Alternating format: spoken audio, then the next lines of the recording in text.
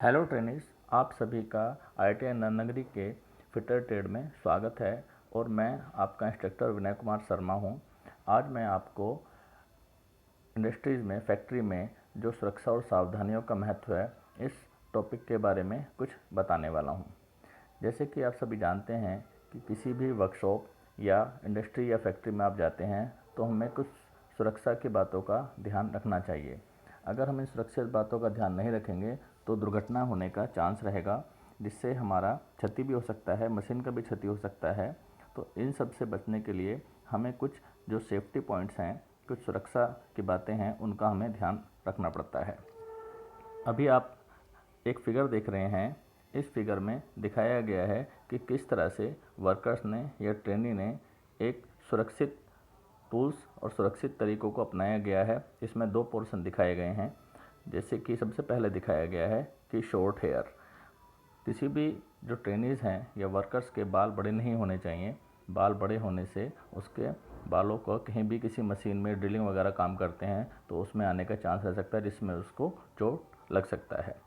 साथ ही साथ उसके जो स्लीव है वो ऊपर की तरफ रहना चाहिए। अगर वह लूज़ रखेगा, लूज़ कफ रहेगा तो उससे भी एक्सीडेंट होने का चांस रहता है। उसके शार्प टूल उसको जेब में नहीं रखने चाहिए, अदरवाइज़ उससे उसको चोट लग सकता है। इसी में देख रहे हैं जितना भी लेफ़्ट साइड का पोर्शन है वह राइट है और जितना भी राइट साइड का पोर्शन है वह गलत और ख़तरनाक तरीके हैं। इसी में आप देख रहे हैं कि बटन लेफ़्ट साइड में बंधे हुए हैं, टाइट हैं अच्छी तरह से, और राइट साइड में जो बटन मिसिंग है या लूज़ हैं वो दोनों ही सुरक्षा के लिहाज से सही नहीं हैं।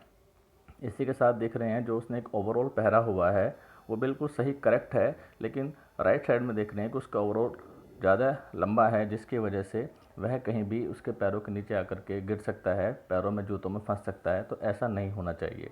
साथ ही साथ उसके सेफ्टी बूट्स प्रॉपर हैं, जो प्रॉपर सेफ्टी के पर्पज़ से बनाए जाते हैं। हल्के या सस्ते शूज़ नहीं होने चाहिए, क्योंकि वर्कशॉप में काफ़ी शार्प ऑब्जेक्ट्स भी रहते हैं, मशीनों के कटे हुए चिप्स भी पड़े रहते हैं। तो अगर वो सस्ते या हल्के जूते होंगे तो उसमें घुस करके पैरों में नुकसान पहुंचा सकते हैं।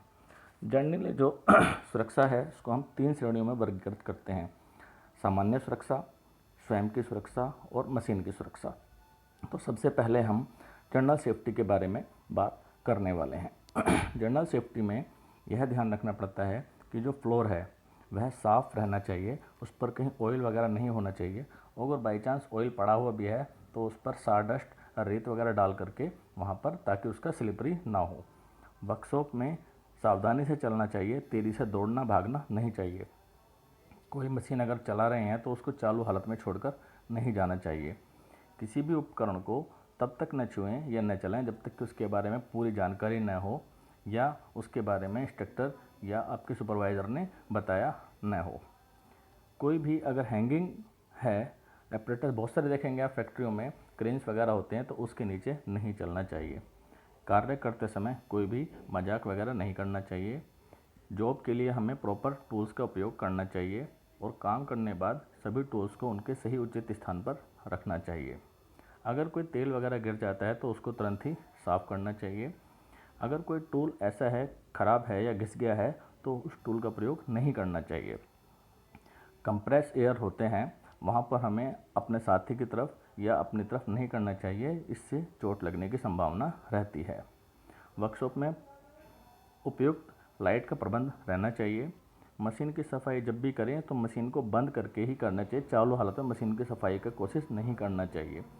जो मशीनों की चिल्स, जो चिप्स वगैरह होती हैं, छिलन वगैरह होती हैं, उसको हाथ से साफ़ नहीं करना चाहिए और बिल्कुल अलग ही उनको रखना चाहिए, उनका स्टोरेज भी अलग होना चाहिए।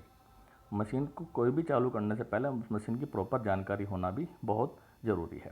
ये सारी जनरल सुरक्षा थी। इसके बाद मैं आपको बताता हूँ कि पर्सनल सेफ्टीज़ के अंतर्गत हमें किन बातों का ध्यान रखना चाहिए। तो सबसे पहले हमें एक पीस वाला ओवरऑल या एक तरह का सूट होता है जो कवर करके रखता है, वह पहनना चाहिए। उसके जैसे कि पहले बताया गया था, सभी बटन पूरी तरीके से लगे हों, कोई बटन लूज़ न हो या मिसिंग नहीं होना चाहिए। टाई या किसी प्रकार के स्कार्फ का प्रयोग न करें, इससे एक्सीडेंट होने का चांस रहता है, उसको मशीनों में आने की वजह से एक्सीडेंट हो सकता है। कोहनी के ऊपर तक कफ पूरा ऊपर बाजू तक रहना चाहिए। अगर वह नीचे रहेगा तो उसका किसी मशीन में आने का संभावना रहेगा, जिससे एक्सीडेंट हो सकता है। सुरक्षित जूते या बूट या गॉगल्स पहनना चाहिए मशीन पर काम करते समय। छोटे बाल रहने चाहिए। इसी के साथ साथ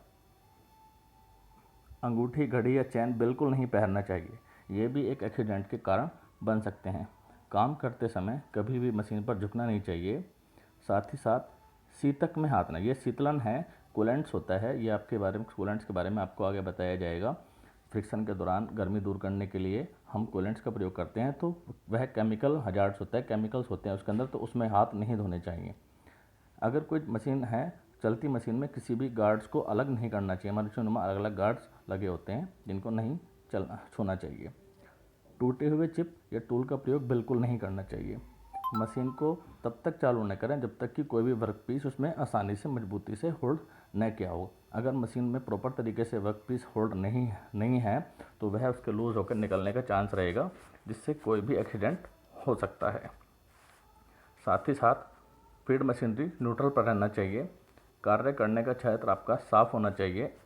जब मशीन चल रही हो तो उस समय किसी भी प्रकार के क्लैंप या होल्डिंग डिवाइस को एडजस्ट करने का कोशिश नहीं करना चाहिए। जैसे कि कहते हैं कि अगर हम चलते हुए मशीन में कोई क्लैंप या होल्डिंग डिवाइस एडजस्ट करेंगे तो वह निकल सकता है और उससे चोट लगने का संभावना भी रह सकता है। अगर गीले हाथ हैं तो उससे बिजली के उपकरण को नहीं छूना चाहिए। मशीन के बटन्स को भी ऑन ऑफ नहीं करना चाहिए। विद्युत के उपकरण अगर ख़राब हो गए हैं तो उसका प्रयोग नहीं करना चाहिए।